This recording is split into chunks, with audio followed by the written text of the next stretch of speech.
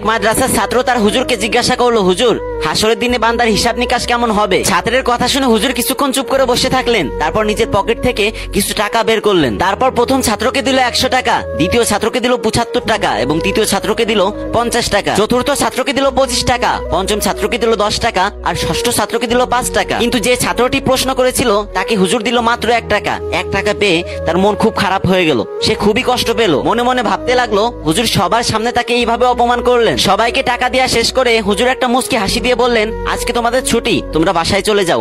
এই টাকা খরচ করবে এবং আগামীকাল এসে এই টাকার হিসাব দেবে। তারপরের দিন সবাই সেখানে উপস্থিত হলো আর দেখতে পেল হুজুর একটা বড় কড়াই গরম করতেছে। কড়াই গরম করা শেষ হলে হুজুর সব ছাত্রদের উদ্দেশ্য করে বলল, আমার দেয়া টাকা তোমরা কিভাবে খরচ করেছো, কোন পথে খরচ করেছো, সেই সব কিছুর হিসাব তোমাদের এই গরম কড়াইয়ের উপর দাঁড়িয়ে দিতে হবে। তখন সবাই ভয় পাচ্ছিল, কিন্তু একজন ছাত্র সাহস করে সেই গরম কড়াইয়ের উপর দাঁড়িয়ে তার হিসাব দিতে শুরু করলো। এভাবে প্রথম জন থেকে শুরু করে ষষ্ঠ জন পর্যন্ত সবাই হিসাব দিল, কিন্তু গরম কড়াইয়ে তাদের পাও পুড়ে গেল। সবার শেষে সেই ছাত্রটি আসলো যাকে হুজুর 1 টাকা দিয়েছিল। সে হাসি মুখে তাড়াতাড়ি তার হিসাব দিয়ে চলে গেল, তার পাও পুড়লো না। টাকার হিসাব দেওয়ার পর প্রথম জন থেকে ষষ্ঠ জন পর্যন্ত সবাই তাদের পুরা পায়ে পানি ঢালছে, কিন্তু হুজুর যাকে 1 টাকা দিয়েছিল সে সবার সামনে দাঁড়িয়ে দাঁড়িয়ে হাসতেছে। তখন হুজুর সব ছাত্রদের উদ্দেশ্য করে বললেন, এই হলো সেই হাসরের ময়দানের হিসাবের নমুনা।